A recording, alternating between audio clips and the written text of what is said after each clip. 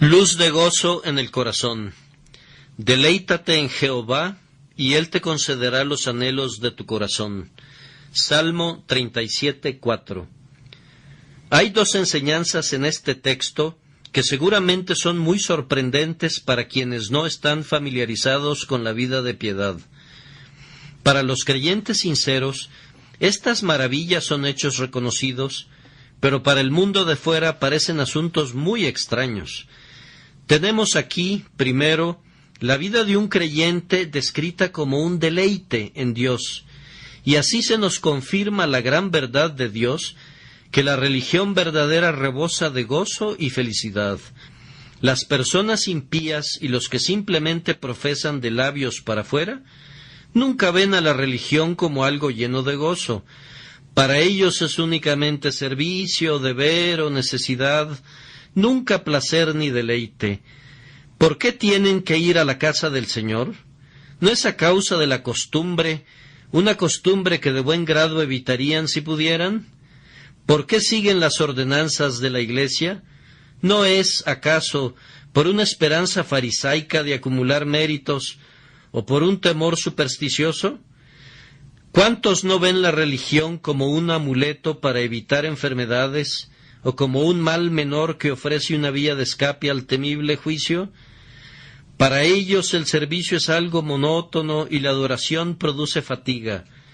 Pregunta a los que pertenecen al mundo lo que piensan de la religión, y a pesar de que practican sus ritos externos, consideran todo deprimente y aburrido. ¡Qué pesado es todo eso! ¿Aman la religión tanto como el burro ama su trabajo, o el caballo el látigo, o el prisionero sus trabajos forzados? Exigen sermones cortos, y si no se predicaran sermones, mejor. ¿Con cuánta alegría no reducirían las horas del domingo? Ciertamente ellos preferirían que el día del Señor se guardara una vez al mes. La gravosa necesidad de costumbres piadosas pesa sobre ellos igual que el tributo que paga una provincia conquistada. La práctica de la religión la desarrollan de la misma manera que pagan sus impuestos o las cuotas de una autopista. Lo hacen por costumbre. No saben lo que es una ofrenda voluntaria, ni tampoco pueden entender el amor lleno de gozo que produce la comunión de los santos. Sirven a Dios de la manera que Caín lo hizo, quien trajo su ofrenda, es cierto, pero la trajo tardíamente. La trajo porque era costumbre de la familia y no iba a permitir que su hermano lo superara. La trajo del fruto común de la tierra y con un sombrío corazón sin amor.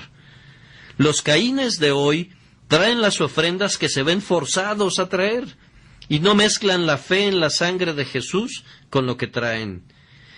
Vienen como con pies de plomo a la casa de Dios y se van tan rápido como si tuvieran plumas en los pies. Sirven a Dios, pero lo hacen porque esperan obtener algún beneficio o porque no se atreven a no servirle. El pensamiento del deleite en la religión es tan extraño para la mayoría de los hombres que en su vocabulario no existen dos palabras más distantes entre sí que santidad y deleite. Pero los creyentes que conocen a Cristo entienden que el deleite y la fe están casados de tan bendita manera que las puertas del infierno no pueden prevalecer para divorciarlos. Los que aman a Dios con todo su corazón encuentran que sus caminos son caminos agradables y sus vías son de paz. Tal gozo, tales desbordantes deleites, tal sobreabundante bendición descubren los santos en su Señor, que, lejos de servirle por costumbre, quieren seguirle aunque el mundo entero rechace su nombre como algo pernicioso. El temor de Dios no es compulsión, nuestra fe no es una cadena, nuestra profesión no es una prisión. No somos arrastrados a la santidad ni forzados a cumplir con el deber. No, señores, nuestra religión es nuestro recreo, nuestra esperanza es nuestra felicidad, nuestro deber es nuestro deleite. Sé que siempre circulará una calumnia contra la religión de Cristo que afirma que vuelve infelices a los hombres. Pero nunca ha habido un mayor malentendido, una falsedad más vil para maldición del mundo. Debido a que no podemos actuar irresponsablemente, ni pecar descaradamente, ni presumir como siervos del pecado, ustedes piensan que somos infelices. Ah, señores, bien está escrito, el extraño no se entremeterá en su alegría. El secreto del Señor está con aquellos que le temen, y su gozo no puede ser arrebatado por nadie. Déjenme recordarles, sin embargo, que las aguas mansas corren más profundas. El arroyo que murmura sobre las rocas se seca en el verano, pero el río que corre profundo fluye rápidamente, venga sequía o calor, aunque en su superficie se desliza silenciosamente entre los prados. Nosotros no proclamamos en voz alta nuestros gozos, como ustedes lo hacen con sus diversiones, porque no necesitamos hacerlo. Nuestros gozos se conocen de igual manera en el silencio, como en medio de estimulante compañía. No necesitamos de sus relaciones para alegrarnos, ni muchos menos de las varias distracciones que les dan completa felicidad a ustedes. No necesitamos la copa, ni la fiesta, ni violines, ni danza para alegrarnos. Tampoco el toro de engorde, ni la bodega repleta de vinos para sentirnos ricos. Nuestra felicidad no está en las criaturas pasajeras, sino en el eterno e inmutable Creador. Sé que a pesar de todo lo que digamos, esta calumnia va a sobrevivir generación tras generación, que el pueblo de Dios es un pueblo desdichado. Pero al menos permitan que tranquilicemos nuestras conciencias por la preocupación que sentimos por ustedes y que ustedes queden sin excusa si no nos creen. Ciertamente tenemos gozo, ciertamente nos deleitamos y no intercambiaríamos ni una onza de nuestros deleites por toneladas de los de ustedes. No cambiaríamos algunas gotas de nuestro gozo por todos los ríos de sus deleites. Nuestros gozos ni son artificiales ni están pintados, son sólidas realidades. Los nuestros son gozos que podemos llevar con nosotros a nuestra cama en el polvo silencioso, gozos que dormirán con nosotros en la tumba y con nosotros despertarán en la eternidad, gozosos a los que podemos mirar de nuevo y vivir en retrospectiva, gozos que podemos anticipar y conocer aquí y en la eternidad. Nuestros gozos no son burbujas que solo resplandecen y se revientan. No son manzanas de Sodoma que se convierten en cenizas en nuestras manos. Nuestros deleites tienen sustancia, son reales, verdaderos, sólidos, duraderos, eternos. ¿Qué más diré? Saquen de sus mentes ese error. El deleite y la verdadera religión están tan unidos como la raíz y la flor, son tan indivisibles como la verdad y la eternidad. Son, de hecho, dos preciosas joyas engarzadas, la una junto a la otra, en la misma montura de oro. Pero hay también algo muy sorprendente para los mundanos en nuestro texto, aunque esto es una maravilla que fácilmente entienden los cristianos. El texto dice, y Él te concederá los anhelos de tu corazón. El mundano dice, yo creía que la religión era solamente autonegación. Nunca me imaginé que al amar a Dios podíamos cumplir nuestros deseos. Yo pensé que la piedad consistía en matar, destruir y suprimir nuestros deseos. ¿Acaso la religión de la mayoría de los hombres no consiste en una visible abstinencia de pecados que son amados en secreto? La piedad negativa es muy común en esta época. La mayoría de los hombres suponen que nuestra religión está conformada por cosas que no debemos hacer, más que por placeres que podemos disfrutar. No debemos ir al teatro, no debemos cantar canciones, ni trabajar los domingos, ni decir groserías, etc. No debemos hacer esto, no debemos hacer eso. Y suponen que somos una categoría huraña y miserable de personas que, sin duda alguna, hacemos en privado lo que nos privamos de hacer en público. Bien, es cierto que la religión es autonegación. También es igualmente cierto que no es autonegación. Los cristianos tienen dos identidades. Está el viejo yo, y en él ciertamente hay que negar la carne con sus afectos y concupiscencias. Pero hay también un nuevo yo. Hay un espíritu nacido de nuevo, el nuevo hombre en Cristo. Y, queridos hermanos, nuestra religión no exige ninguna autonegación de ese nuevo yo. No, dejamos que tenga libre desarrollo en cuanto a sus anhelos y deseos, puesto que todo lo que pueda desear, todo lo que pueda anhelar, todo lo que quiera gozar, lo puede obtener sin peligro alguno. Cuando alguien me dice, mi religión contiene algunas cosas que yo debo hacer y otras que no debo hacer, yo le respondo, la mía contiene cosas que amo hacer y también comprende cosas que odio y menosprecio. Mi religión no tiene cadenas, yo soy libre como el hombre más libre. El que teme a Dios y es un verdadero siervo de Dios, no tiene cadenas que le aprisionan. Puede vivir como quiera, pues quiere vivir como debe. Puede ver sus deseos colmados, pues sus deseos son santos, celestiales, divinos. Puede seguir sus anhelos y deseos hasta el máximo de su posible realización y obtener todo eso que anhela y desea, puesto que Dios le ha dado la promesa y Dios le dará el cumplimiento de ella. Pero no se queden con la idea que no queremos mover un dedo porque hay avisos de prohibido en nuestro camino. Y no piensen que no vamos por ahí a la derecha o por allá a la izquierda porque no nos atrevemos. Oh, señores, no lo haríamos si pudiéramos. No querríamos aunque la ley fuera cambiada. No compartiríamos sus placeres aunque pudiéramos. Aunque pudiéramos ir al cielo viviendo como viven los pecadores, no elegiríamos ni sus caminos ni su conversación. Sería un infierno para nosotros si fuéramos obligados a pecar, aun si el pecado no recibiera ningún castigo. Aunque pudiéramos participar en sus borracheras, si pudiéramos compartir sus concupiscencias, oh, ustedes impíos, si pudiéramos disfrutar de su júbilo y de su gozo, no los queremos. No nos estamos negando a nosotros mismos cuando renunciamos a estas cosas. Despreciamos el júbilo de ustedes, sentimos abominación por él y lo pisoteamos.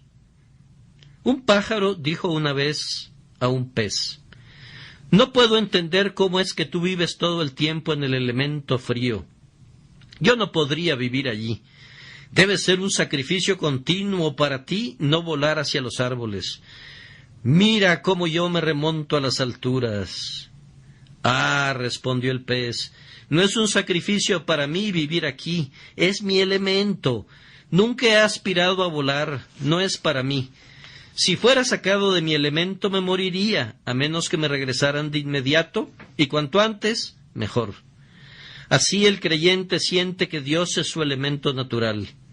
Él no trata de escapar de su Dios, ni de la voluntad, ni del servicio de su Señor. Y si por algún tiempo fuese apartado, cuanto antes pudiera regresar, mejor. Si es arrojado a mala compañía, se siente miserable y desdichado hasta que se libra nuevamente de ella.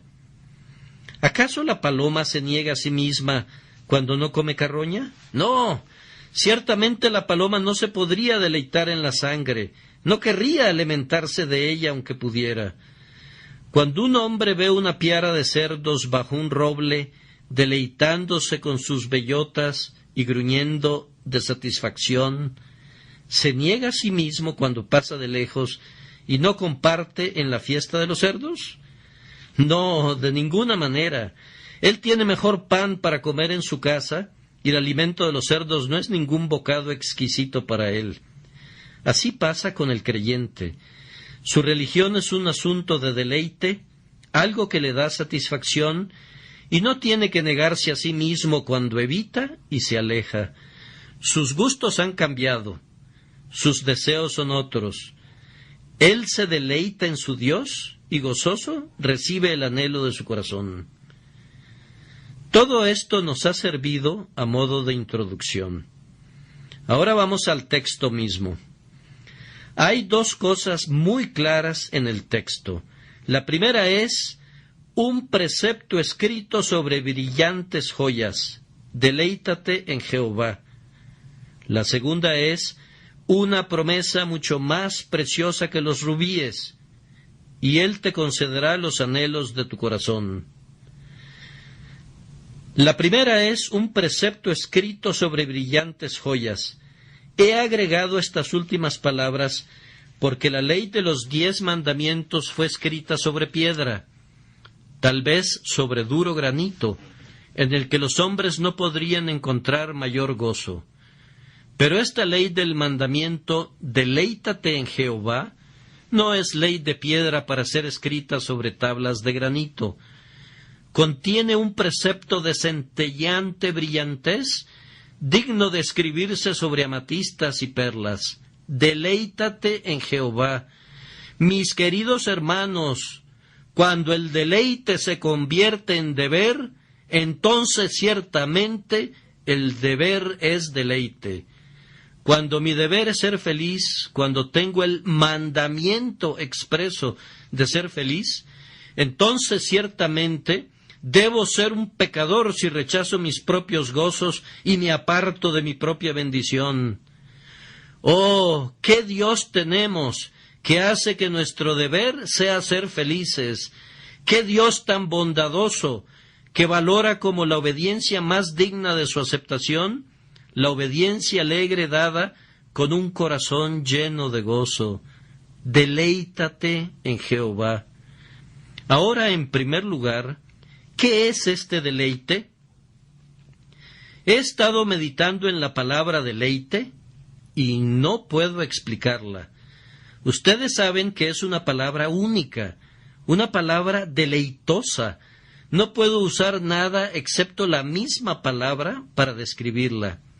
Si la miras, resplandece con luz, brilla como una estrella, más aún, como una constelación brillante, radiante con dulces influencias como las Pléyades. Es gozo, pero es más que eso. Es gozo sobreabundante. Es descanso, pero es un descanso tal que permite la máxima actividad de cada pasión del alma. Deleite, es júbilo sin frivolidad. Deleite, es paz, pero es más que eso. Es paz celebrada con festividad, con banderitas colgando en todas las calles y toda la música tocando en el alma. Deleite, ¿a qué podré compararlo? Es una palabra extraviada que pertenece al lenguaje del paraíso, y cuando las palabras santas del Edén volaron al cielo después de la caída, ésta se enredó en las tramas plateadas de la red de la primera promesa, y fue retenida en la tierra para cantar en los oídos de los creyentes. ¿Dónde podré encontrar metáforas para definirla? Puesto que lo humano me falla, déjenme buscar en medio de las criaturas sin pecado de Dios. Vamos junto al mar, a la hora de la marea baja, y en algunas partes de la costa verán un pequeño borde al extremo de las olas. Parece como una bruma, pero un examen más detenido revelará que son millones de pequeñísimos camaroncitos saltando en todo tipo de posturas y formas en la ola que se retira, en una exuberancia de júbilo y diversión. O en una tarde de verano, miren a los mosquitos cómo danzan sin cansarse, casi sin saber cómo poder divertirse más. O miren a las ovejas en el campo, cómo saltan y brincan. Escuchen la canción matutina de los pájaros del aire y nuevamente oigan sus deliciosas notas vespertinas. Miren a los peces saltar en los arroyos y escuchen el zumbido de los insectos en el aire. Todo esto puede darles débiles indicios de la luz del deleite. Dirígete al cielo si quieres saber lo que significa el deleite. Mira allí a los espíritus que tocan las cuerdas doradas con sus dedos. Escucha sus voces cuando con repiques de gozo desconocido a los oídos humanos cantan al que les amó y les libró de sus pecados con su sangre. Míralos cómo guardan el día del Señor eternamente en el gran templo del Dios viviente. Y mira al trono, y mira de nuevo, absorto en la gloria, beatificado en Jesús, lleno del cielo, desbordando de sumo gozo. Esto es el deleite. Sé que no he podido describir la palabra. Tienen que tomar esa palabra y deletrearla letra por letra, y luego deben pedir al Señor que ponga sus corazones en un dulce marco mental conformado por los siguientes ingredientes: un perfecto descanso de todo cuidado terrenal, una perfecta entrega de ustedes mismos en las manos de Dios, una intensa confianza en su amor por ustedes, un amor divino hacia Él, de tal manera que estén dispuestos a hacer cualquier cosa o a hacer cualquier cosa por Él. Después debe agregarse a todo esto un gozo en Él. Y cuando tengan todo esto, debe ponerse todo a hervir. Y entonces tienen el deleite en el Señor su Dios. Matthew Henry dice: el deseo es amor en acción, como un pájaro en pleno vuelo. El deleite es amor en descanso, como un pájaro en su nido. Tal es el significado de la palabra y tal el deber prescrito: deleítate en Jehová. En segundo lugar, ¿de dónde viene este deleite? El texto nos dice: deleítate en Jehová. Deleítate en Jehová, en su misma existencia. Que haya un Dios es motivo suficiente para hacer que el hombre más infeliz sea feliz si tiene fe. Las naciones se derrumban, las dinastías caen, los reinos se tambalean. ¿Qué importa, puesto que hay un Dios? El padre se ha ido a la tumba, la madre duerme en el polvo, la esposa se ha ido de nuestro lado, los hijos son arrebatados.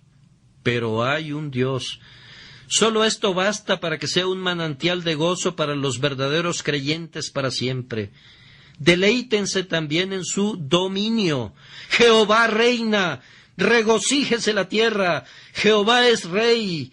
Venga lo que venga, Él se sienta en el trono y gobierna bien todas las cosas.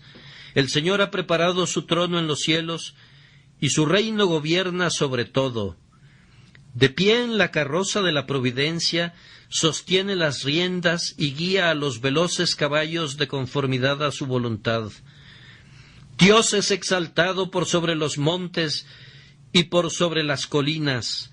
Tiene influencia sobre todas las cosas, tanto sobre las cosas magníficas como sobre las minucias. Alégrate mucho, oh hija de Sión. Jehová es Rey eternamente y para siempre. ¡Aleluya! ¡Aleluya! Cada atributo de Dios debe ser un rayo fresco en esta luz de sol llena de deleite. Para nosotros que conocemos nuestra insensatez, que Él sea sabio debe ser motivo de gozo. Para los que temblamos a causa de nuestra debilidad, que Él sea todopoderoso debe ser causa de regocijo. Que Él sea eterno debe ser siempre el tema de nuestra música, cuando nos damos cuenta que somos hierba y nos secamos como la hierba verde. Que Él sea inmutable debe darnos una canción, pues nosotros cambiamos cada hora y no somos los mismos por mucho rato. Que Él esté lleno de gracia, que desborde gracia y que en el pacto Él nos haya dado esta gracia que es nuestra, nuestra para limpiarnos, nuestra para guardarnos, nuestra para santificarnos, nuestra para perfeccionarnos, nuestra para llevarnos a la gloria. Todo esto debería impulsarnos a deleitarnos en Él. Oh creyentes, ustedes están hoy junto a un río muy profundo. A lo mejor ya se han metido en ese río hasta los tobillos y conocen un poco de sus corrientes claras, dulces, celestiales. Pero más adelante la profundidad es mayor y la corriente es más deleitosa aún. Ven y lánzate en ese río, sumérgete ahora en la corriente, sumérgete en el mar sin límites de la divinidad. Piérdete en su inmensidad. Deja que sus atributos cubran toda tu debilidad y toda tu insensatez y todas las otras cosas que te hacen gemir y que te deprimen. Regocíjate en Él, aunque no te puedas regocijar en ti mismo. Triunfa en el Dios de Israel, aunque en ti mismo exista una razón para desesperar. El cristiano también siente que puede deleitarse en todo lo que Dios ha hecho en el pasado. Esos salmos que terminan con «porque para siempre es su misericordia», donde encontramos divisiones tales como estas: Og, el rey de Basán, «porque para siempre es su misericordia», Sehón, el rey amorreo, «porque para siempre es su misericordia». Todas estas repeticiones nos muestran que el pueblo de Dios en tiempos antiguos estaba habituado a pensar mucho en las acciones de Dios, de tal forma que no las amontonaba en el lomo de un solo versículo, sino que las dividía con el objeto de tener un cántico para cada una de ellas. Así que el pueblo de Dios debe recordar las obras del Señor, deben contar sus hechos poderosos, deben cantar: «Tu diestra, oh Jehová, ha quebrantado al enemigo. Jehová es un guerrero, Jehová es su nombre. Cantaré a Jehová, pues se ha enaltecido grandemente». Deben continuar recordando sus obras hasta llegar a las obras de la gracia en sus propios corazones. Y al llegar a este punto, deben cantar con mayor dulzura que antes. No deben dejar de cantar, puesto que las nuevas misericordias fluyen hacia ustedes cada día, y cada día se debe de elevar una alabanza, y cada noche debe ser un testigo de su gracia. Deleítate en Jehová. Si todo eso que ya he mencionado no fuera suficiente, podríamos deleitarnos en todo lo que Dios va a realizar, en todos los triunfos espléndidos que todavía tiene que lograr, en todas las glorias de los últimos días, en los esplendores de su trono, cuando todos los ejércitos de Dios se encuentren por fin, en su triunfo sobre la muerte y el infierno, y en su victoria final sobre el pecado, cuando haga que toda la tierra se llene con su alabanza. Oh, hermanos míos, el tiempo no nos alcanzaría, la eternidad podría no ser suficiente, ciertamente, para hacer una lista de todos los diferentes puntos del santo deleite que los creyentes pueden encontrar en el Señor su Dios, cuando se encuentran en un marco mental espiritual. Deben deleitarse en Dios Padre, en su eterno amor por ustedes, cuando no había nada amable en ustedes, en la elección de sus almas, en la justificación de ustedes en Cristo, en dar a su unigénito Hijo para redimirlos del infierno. Deben deleitarse en Jesús, deben decir lo que su brazo ha hecho, qué despojos de la muerte obtuvo, cantar únicamente a su querido nombre: digno es el Cordero. Deben deleitarse en Dios Espíritu Santo, en sus operaciones que dan vida, en sus iluminaciones, en sus consolaciones, en la fortaleza que les da, en la sabiduría que les imparte, en la fidelidad con que les cuida y en la certidumbre que al final les va a perfeccionar para ser dignos de participar de la herencia de los santos en la luz. Y podríamos tomar aquí ramificaciones que llevan a miles de temas. Deleítense en Dios como su Padre, como su amigo, como su ayudador. Deleítense ustedes en Jesucristo como su hermano, como su prometido, como su pastor, como su todo en todo. Deleítense en Cristo en todos sus oficios, como profeta, sacerdote y rey. Triunfen en Él, porque mirra, aloe y casia exhalan todas sus vestiduras. Deleítense en Cristo, en su gloria y en su humillación, en su cruz y en su corona, en su pesebre y en su triunfo eterno, en el que llevó cautiva a la cautividad. Deleítense en el Espíritu Santo, en todos sus varios tratos con las mentes de los hombres. Deleítense en Pentecostés y en los muchos Pentecostés que todavía vendrán. Pero mejor concluimos. ¿Qué más podemos decir? Seguramente podríamos hablar sin parar. Deleítate en Jehová, ese grandioso tema lleno de gozo y sin fronteras, y deleítate en Él para siempre. Ahora surge otra pregunta. ¿Cuándo debe practicarse este deleite? Deleítate en Jehová. Los preceptos que no tienen límite de tiempo son para observancia perpetua. Mi texto no dice deleítate en Jehová ocasionalmente o a veces, sino siempre.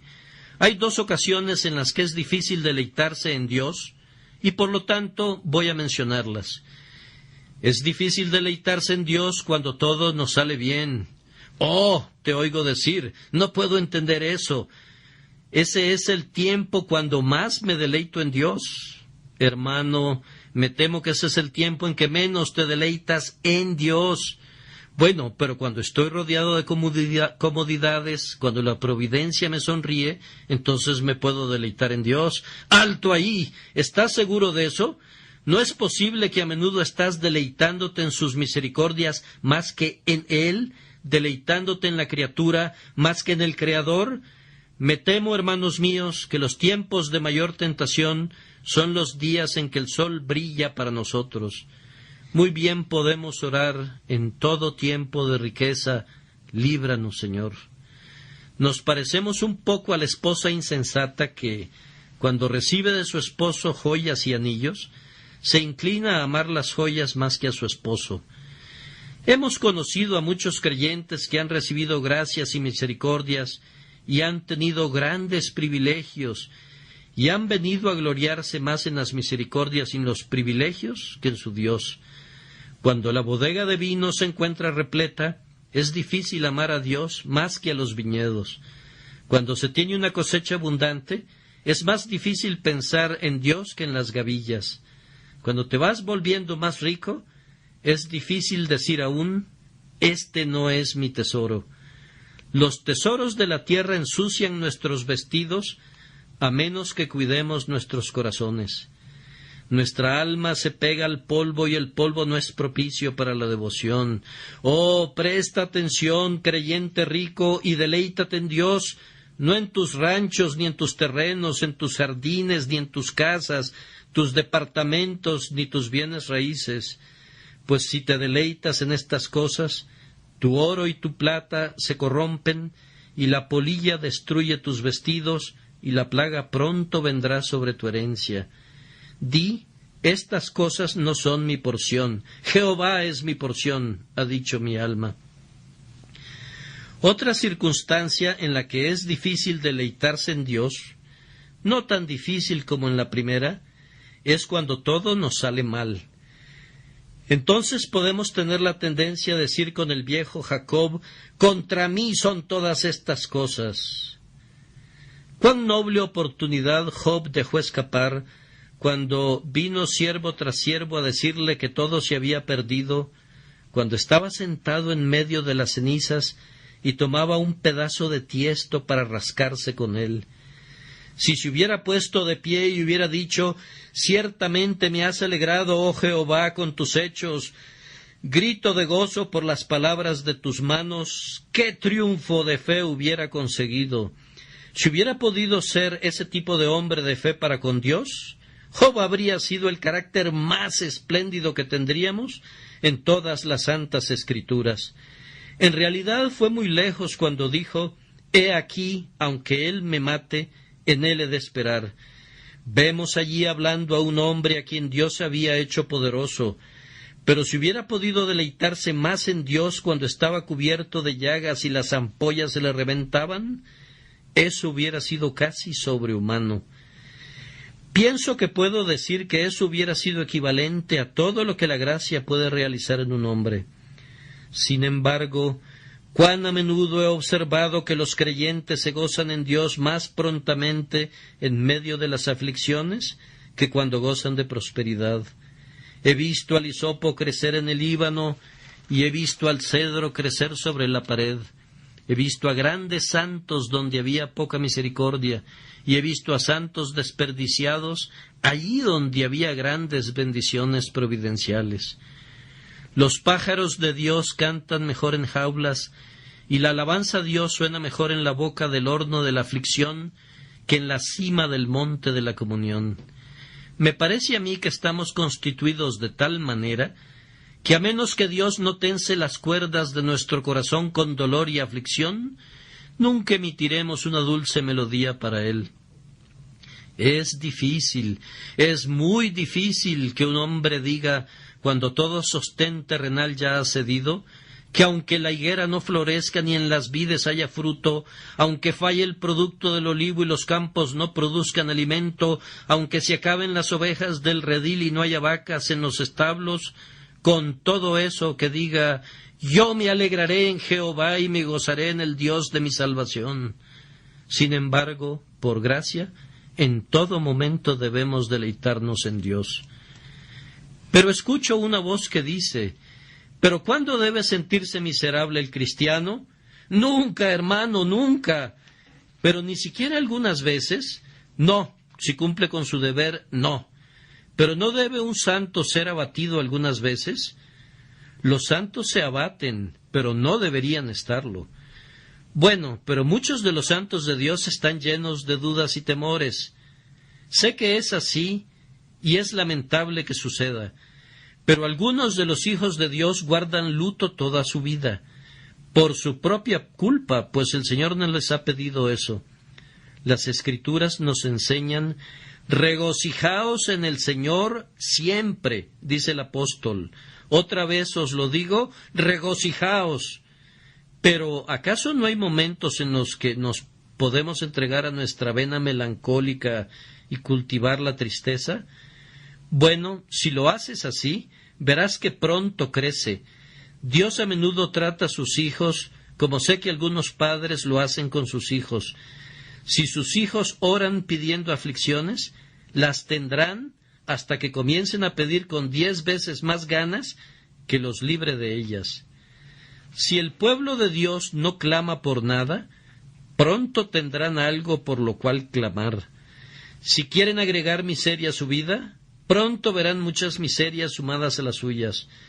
Pero en cuanto a la promesa y en cuanto al precepto, es la responsabilidad constante y el trabajo diario, cada hora del verdadero creyente, deleitarse en el Señor su Dios. Antes de dejar este punto, respondo a otra pregunta. ¿Por qué es tan raro deleitarse en Dios? ¿Por qué se ve a tantos cristianos deprimidos? ¿A tantos cristianos que dudan? ¿Por qué vemos también a tantas personas cuya religión más bien parece un yugo por cierto muy pesado? Me temo que se debe a que por un lado hay poca religión genuina y por el otro hay muy poca religión de tonos profundos, en lo poco que hay de genuino. No me sorprende que sea infeliz el hombre que tiene una religión que no es del corazón. Habrán visto gente con perros de ciertas razas que no gustan del agua, y si los meten al agua, con qué prontitud salen de ella. Pero hay perros de otras razas que nadan horas y se deleitan en ello. Así entonces, hay personas que profesan ser cristianos, pero que son reconocidos hipócritas por el hecho que su religión está en contra de su voluntad. Han sido llevados a la religión y desean salirse pronto. Pero el verdadero cristiano se entrega a su religión con ardor y deleite por la gracia divina. La ama, se deleita en ella.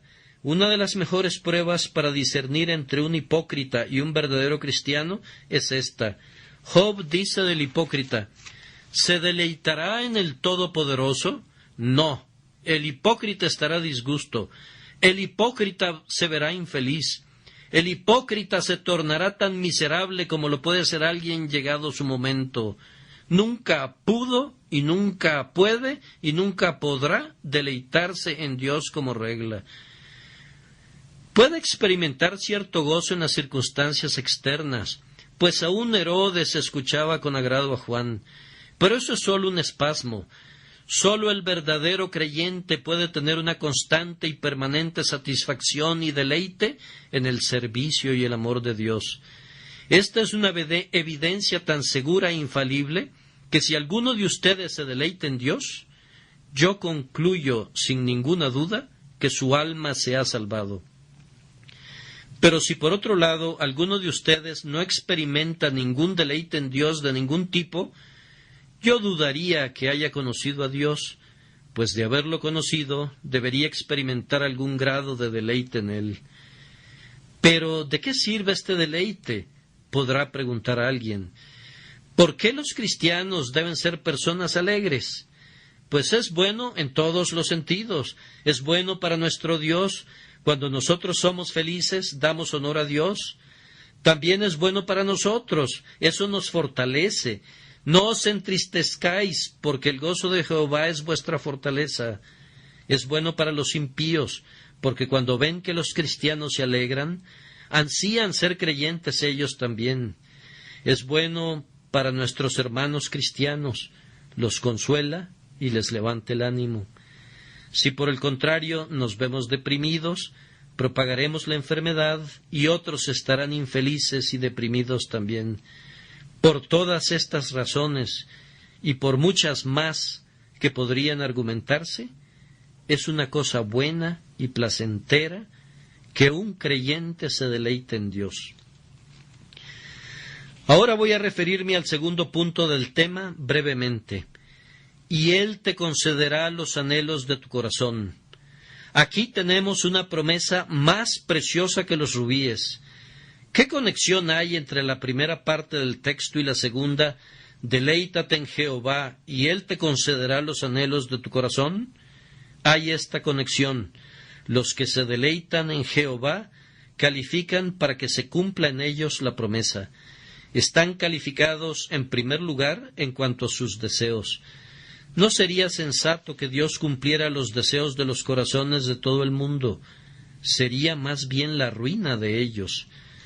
Una de las mejores cosas que hace el Señor a favor de ciertos hombres es contenerlos y frustrarles el camino. Muchos hombres han llegado al cielo porque no les fueron cumplidos sus deseos, y más bien se hubieran ido al infierno si se les hubieran cumplido.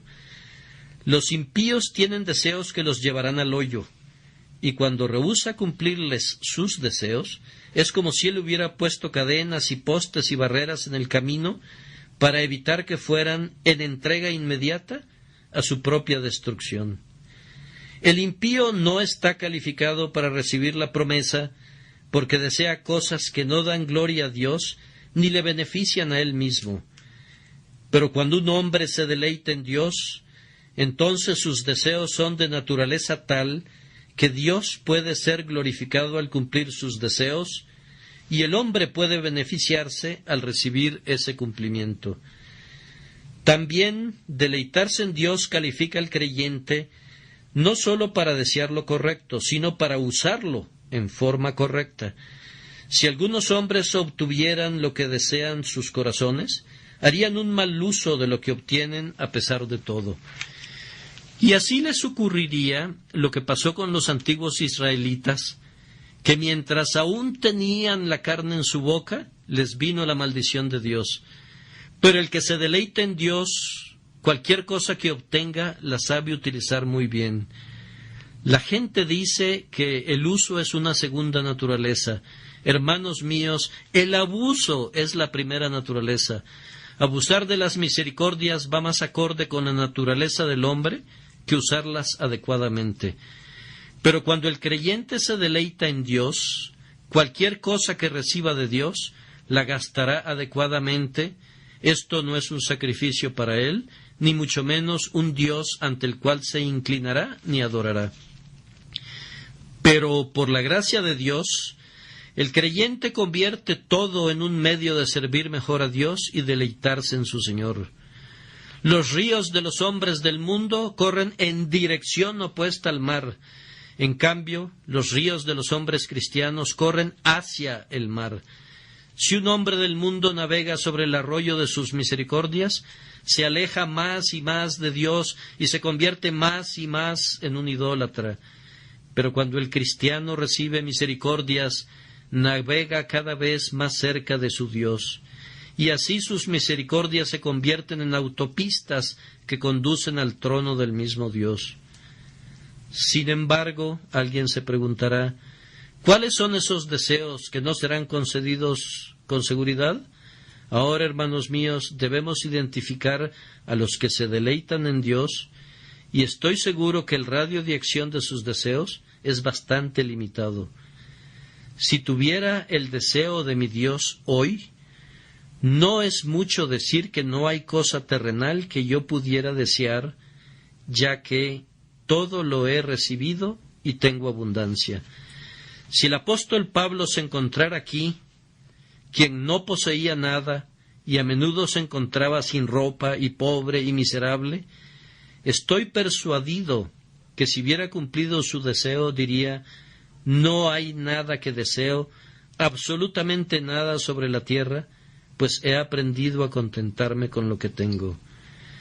Pero si debo tener algún deseo, mis hermanos, sé lo que desearía. Desearía ser perfecto, ser libre de todo pecado, de toda imperfección, de mi yo, de toda tentación, de toda forma de amor al mundo, de todo cuidado de cualquier tipo que sea contrario a la palabra de Dios. ¿Acaso no es ese el deseo de los que se deleitan en Dios? ¿Acaso no exclamarían ustedes, si un ángel se pusiera frente a ustedes en el lugar en que se encuentren, acaso no dirían: si me permites, quiero ser perfectamente libre hasta del nombre del pecado y de la naturaleza del pecado y de su culpa y de su poder? Tu deseo se verá cumplido. El Señor te dará el cumplimiento del deseo de tu corazón. Pero oigo que alguien comenta: si pudiera ver mi deseo cumplido, sería que yo pudiera vivir más cerca de Cristo, que yo pudiera tener una comunión más constante con Él. Anhelo conocerle a Él y el poder de su resurrección, habiendo sido hecho semejante a Él en su muerte. Hermano mío, me uno a tu deseo. Estoy seguro que si te ofrecieran 10 reinos por un lado y esta comunión con Cristo por el otro, ¿me equivoco acaso cuando digo que prefieres tener comunión con Cristo a todos esos reinos? Pues bien, el Señor te concederá los anhelos de tu corazón. Solamente deleítate en Jehová. Alguien más dice: si yo pudiera haber cumplido mi deseo, quisiera tener todas esas cosas, pero quisiera poder serle útil todo el tiempo. ¡Ah, ser útil! ¿Cuántos hombres no viven como la rana de Belzoni en las pirámides de Egipto, que estuvo allí durante 2000 años? ¿Y qué hizo todo ese tiempo sino dormir a ratos y a ratos estar despierta? De la misma manera algunos hombres viven sin hacer nada. Muchos de ustedes dirán: si mi deseo fuera concedido, me gustaría ser útil. Ganar coronas para Cristo, salvar almas para Él, traer al redil ovejas perdidas. Hermanos y hermanas, deleítense en el Señor y Él les concederá sus anhelos. Tal vez no exactamente de la forma que ustedes lo expresarían.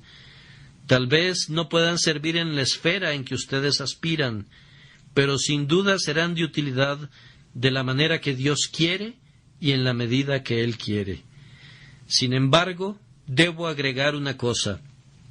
Tengo un deseo que, si lo pudiera compartir, sabiendo que me será concedido, sería este: anhelo que todos ustedes se conviertan, madres y padres. ¿Acaso no dicen ustedes: el anhelo de mi corazón es que mis hijos se salven? ¿No tengo mayor gozo que que mis hijos caminen en la verdad de Dios?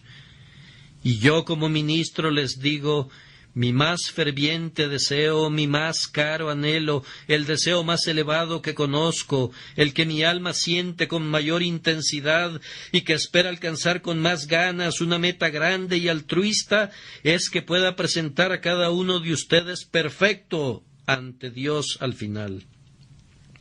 No sólo para ser inocente de su sangre, lo que en sí mismo es grande, sino para tenerlos junto a mí cuando diga: aquí estoy, Señor, y a los hijos que me diste para Cristo. Oh, a ustedes, miembros de esta iglesia, les pido que oren para que su ministro se deleite en Dios, para que así le conceda el anhelo de su corazón.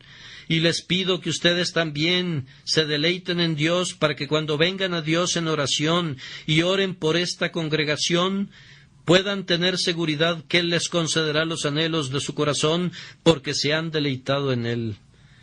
Cuando Martín Lutero caminaba por las calles, los que le veían susurraban: «Ahí viene un hombre que obtiene todo lo que le pide a Dios». Se preguntarán, ¿por qué? Simplemente porque Lutero se deleitaba en Dios. Si tuviéramos hombres de esa talla en esta congregación y en esta iglesia, que aman al Señor y se deleitan en Él, ¿qué efecto no tendrían sus oraciones? Estos son los hombres que poseen las llaves del cielo y de la muerte y del infierno. Todos estos son los hombres que pueden abrir el cielo o cerrarlo, hacer que llueva o que no llueva. La Iglesia de Roma pretende que ella tiene las llaves, pero la Iglesia de Cristo tiene las llaves sin pretender tenerlas, y estas llaves cuelgan del cinturón de los hombres que se deleitan en Dios. Mediante sus oraciones, ustedes pueden conseguir tales lluvias del Espíritu sobre la Iglesia cristiana, que el desierto se regocijará y florecerá como una rosa, y si dejan de deleitarse en Dios, pueden cerrar al cielo mismo de tal manera que no descienda la lluvia y la iglesia entera se vuelve estéril y otra vez sin frutos. Recapitulando, fíjense bien en esto. Esto es lo único en lo que se puede deleitar un hombre y ver cumplidos sus deseos. Hay un hombre que se deleita en el dinero, pero no obtiene su deseo. Obtiene su dinero, pero nunca alcanza la satisfacción que esperaba. Hace unos pocos días leíamos en el periódico acerca de alguien que tenía un éxito notable en su profesión, pero que recientemente había intentado suicidarse bajo la preocupación que iba a perder todo a causa de la guerra en Estados Unidos. Recordamos también en esta gran ciudad, Londres, a uno de los más grandes comerciantes que cuando murió tenía una fortuna mayor a 3 millones de libras esterlinas. En esa cantidad fueron valuadas sus propiedades. Quien en la última etapa de su vida se había acostumbrado a recibir el mismo salario que su jardinero y estaba convencido que debía de morir en un asilo. Había recibido todo lo que un hombre puede desear y dinero en abundancia, pero no vio cumplido el deseo de su corazón. Se había deleitado en su oro, pero no recibió el deseo de su corazón. Así hemos conocido a hombres que se han deleitado en la fama, y cuando lo han tenido, habrían hecho cualquier cosa para liberarse de ella. Han sido grandes estadistas o valerosos guerreros, y han alcanzado gran renombre, pero habiendo obtenido toda la fama y llegado a su pináculo, no encontraron lo que ellos esperaban y han dicho: hubiera preferido vivir en la oscuridad, porque tal vez así hubiera encontrado alguna satisfacción. Y miren a muchos entre ustedes mismos. Cuando eran aprendices, el deseo de su corazón era llegar a ser maestros en su profesión. Pues bien, cuando llegaron a dominar su profesión, ¿qué pasó? Querían especializarse y luego poder independizarse. Bueno, lo hicieron y prosperaron. ¿Han visto cumplido el deseo de su corazón? Oh, no, ese se ha adelantado un poco más. Ahora esperan hasta poder educar a su gran familia y después, cuando sus hijos se hayan independizado, buscarán una residencia en los suburbios donde se puedan retirar y pasar cómodamente el resto de sus días. Y algunos de ustedes poseen su casa de campo y han concluido sus actividades productivas. ¿Se les ha concedido el anhelo de su corazón? Bien, pues no es así. Hay algo todavía que desean. Ah, sí, obtener el deseo del corazón de un hombre es como perseguir a un fantasma. Está aquí y allí y en todas partes. En un momento está sobre una colina y al ratito está allá abajo en el valle. Salta sobre él, pero ahora ya está sobre la siguiente colina allá y en la que sigue, y tu búsqueda es inútil. En este mundo la satisfacción es como el diamante que el necio ve colocado al pie del arco iris. Corre para tomarlo, pero conforme avanza el arco iris se aleja para mantener siempre la misma distancia y nunca puede encontrar lo que esperaba. Si quieres tener el deseo de tu corazón, deleítate en tu Dios, dale tu amor, dale tu corazón, lánzate a lo profundo del arroyo y tendrás todo lo que pudieras desear. El deseo de tu corazón en todo su alcance te será concedido. ¿Hay alguien entre mis oyentes que no se puede deleitar en Dios? No puede, no puede. ¿No puedes? Tú dices, ¿cómo me puedo deleitar en Dios? Él está enojado conmigo. Tienes razón, no puedes. ¿Cómo puede deleitarse en Dios aquel cuyos pecados no han sido perdonados, sobre quien permanece en todo momento la ira de Dios? ¿Puede un hombre deleitarse ante un león rugiente o ante una osa en el campo a la que le han quitado sus crías? ¿Puede un hombre deleitarse en un fuego que consume? ¿Puede un hombre deleitarse ante la espada desnuda que busca traspasar su corazón? Dios es todo eso para ti mientras estés fuera de su gracia. ¿Cómo puedes entonces deleitarte en Dios? Hay un paso que es necesario. Cree en el Señor Jesucristo y entonces te deleitarás en el Señor. Esto es, confía en que serás salvado por Cristo. Ve y ponte en las manos de Cristo para que tus pecados te sean quitados. Y cuando hayas confiado en Cristo, sabrás que tus pecados te son perdonados, que has sido reconciliado con Dios por la muerte de su Hijo, y puedes seguir tu camino y deleitarte en Dios, pues la promesa es esta, y tu deseo será cumplido. Este sermón fue predicado el domingo 15 de junio de 1862 en el Tabernáculo Metropolitano ubicado en Newington, Londres, y fue predicado por Charles Haddon Spurgeon. Pertenece al grupo catalogado como el Púlpito del Tabernáculo Metropolitano y lleva el número 454.